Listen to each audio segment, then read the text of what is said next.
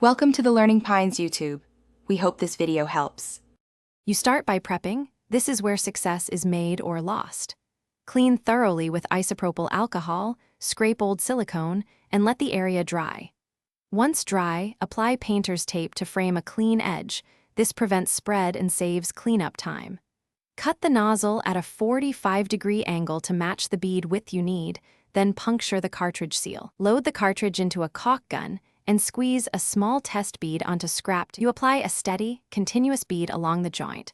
Push the gun forward while pulling your hand back at consistent speed to avoid gaps. Once the bead is down, tool it immediately. Dip your finger or a silicone finishing tool in soapy water, then run it along the bead to shape and force sealant into the joint. Make sure to keep pressure even so the silicone bonds to both surfaces. Remove the painter's tape before the silicone skins over to preserve a razor-sharp edge.